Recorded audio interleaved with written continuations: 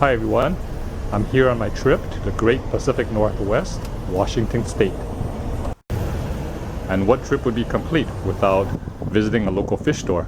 So I'm meeting up with Swhiskey of the YouTube channel at Aquarium Co-Op in Edmonds, about 30 minutes north of Seattle. So I've seen this store on YouTube. There's something about this Cardinal tank that really looks nice. And in real life, it's much more compact than I thought, but it's very clean and efficiently laid out. The staff is super friendly and knowledgeable. And from what I see in the tanks, there's some real finds. Let's go talk to the folks and I'll just show you what we see. Ooh, nice scape tank.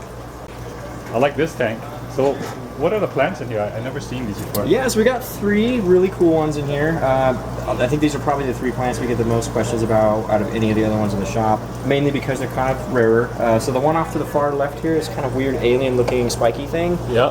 That's going to be what we call Pogostemens Erectus.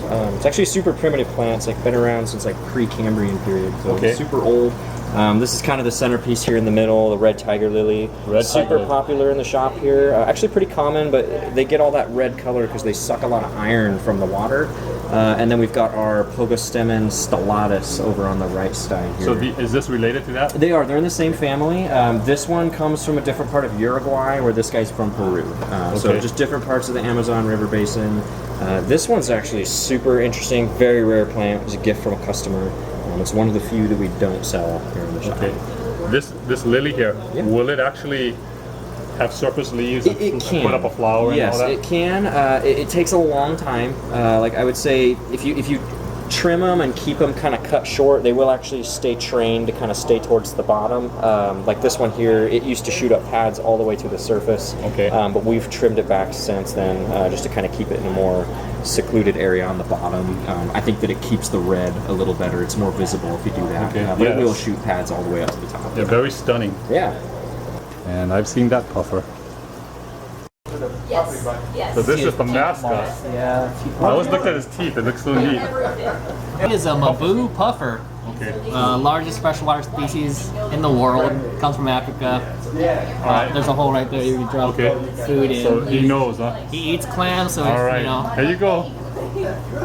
Eats all hard-shelled stuff. Oh man, You can hear it. yeah. You can feel the crunch too through the when he crunches. It's pretty crazy. Wow. Yeah, everyone comes here and wants to feed him. This is kind of like a parrot then. Right on his head. There's a 24-hour live cam that's always on him right here. Oh. So does he eat the guppies too? No, but when they get in the way of his clam, he's probably. People say he's probably swallowed a few. Okay. Right here. Down here. It looks like there's something going on between his eyes, like he's thinking and stuff. Yeah. Well, because his eyes are like like a chameleon. Yeah, that is cool. Okay, so look at this graveyard, this grave show. What are those? Oh, these are I think the Tigre Endlers. Yeah. Nice black stripe running through the middle of their bodies. A lot of them do have a little bit of orange, but I really like the neon green one. Kind of looks like a Nike kind of. Oh, look at him. Oh, yeah, Nike flash symbol or something. These are red cherry shrimp. The most common shrimp, probably in America, just a regular Neocaridina. Really easy to raise and breed. You start with 6 and you'll have like 100 in no time. Wow. They're really good cleaners too. And we have blue shrimp here, blue velvet. So these are little tiny ones. I like the color. Yeah.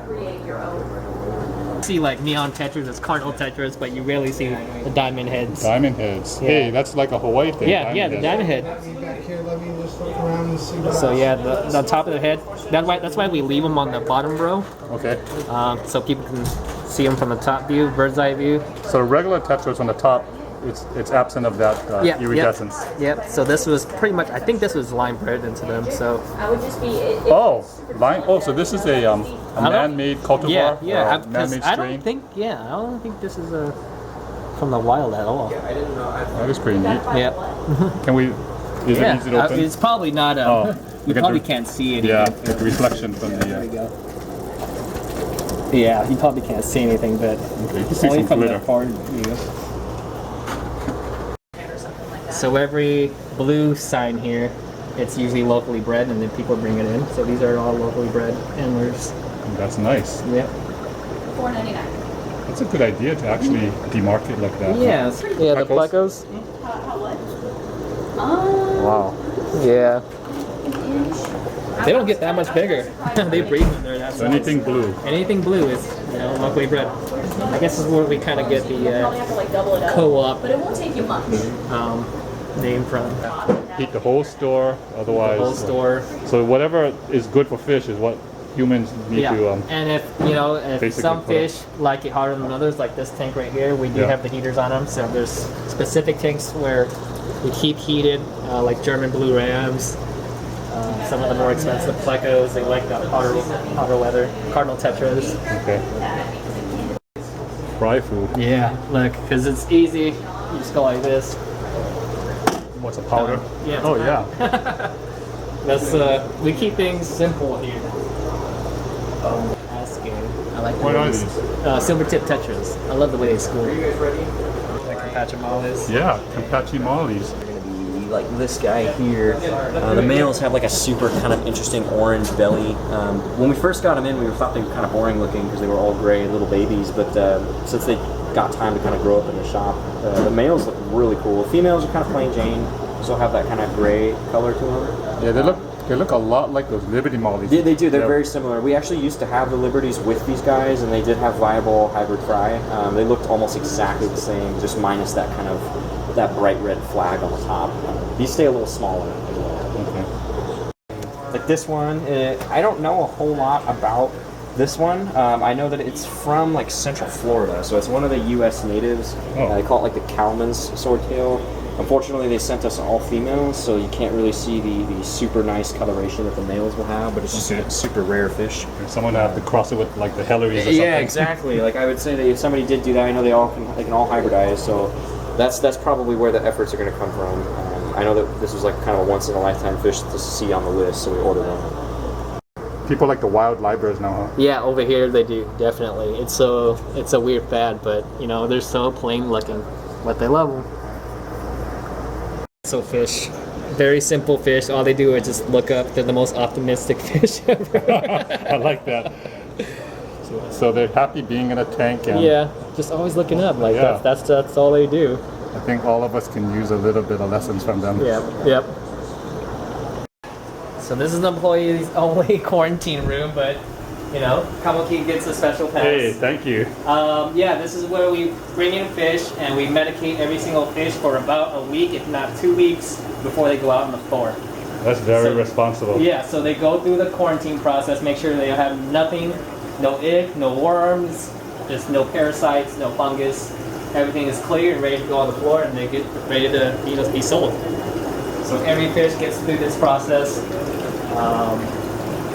We even back here we have the drop-off tank, which is the adoption tank. Okay. People that fish that are killing other fish, or people moving, or fish that don't have a home. We put them here, and then look at how big that guppy is. Nice. Okay. Yeah, and then we put them out to adoption floor, and people adopt them, take them home.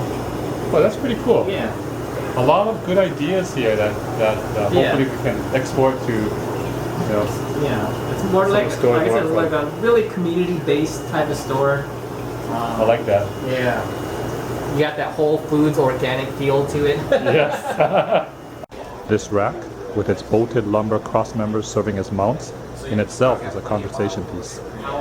Robert, all Kyathits. Oh, different okay. He said that they're all Kyathits, and there's just like a variation.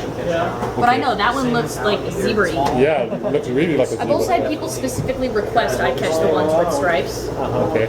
or spots, but it's not the first time that they've come in with like different patterns. If you look closely, getting some more in the color is really cool. It's a metallic bronze. Sometimes it's green. Hang on a mat here, that'll be fine. And they stay small for a Danio, which is pretty awesome. They school nicely. I've never seen these before. Yeah, they're really You rare. can totally do that with like. Well, as far as I know. Yeah, go eye level, you can see the real color of them. They look really nice. Stuff down here. Okay. Yeah, we still have them. They get thicker than that? Yeah, it'll fill in real quick. You know, 6 months ago, this would not have caught my eye, but ever since that pet store owner gave me free care, they become like almost my favorite fish. Oh yeah. But I really like this guy, and I know one of my friends back home, he's really into koi bettas, is having the white, reds, oranges, but yellows, but without the blue and greens, because he said that's more true to an actual koi's color. So I think he would really like this guy. He's more of a tan color. Huh? Oh yeah, I guess yeah. A dirty koi. Dirty koi. Is that his brother? When we bring them in, they're always like, we bring them in by the bunch. So he's half moon? I want to say we call these, what, candy koi bettas? Candy koi? Yeah, like candy corn almost. Because they have a little bit of orange to them. And for the wild species enthusiasts, it's not just livebearers. This store has wild bettas as well. And today there's at least a couple of different species. I notice a lot of these tanks have the Indian almond leaves in here. Yes. So this is the catappa leaves, also known as the Indian almond leaves. Some for $1 a piece, or you buy a 10-pack for like $6. I really like this tree when it matures, all those red and vibrant colors. You gotta do a video about it. Okay. You gotta do a video. We'll do. I'll share it out. Wow. So that was a lot of things that I don't see all the time. I'm glad I made the drive. I'm going to remember this for a while. And I hope you found this fun too. Thanks for watching.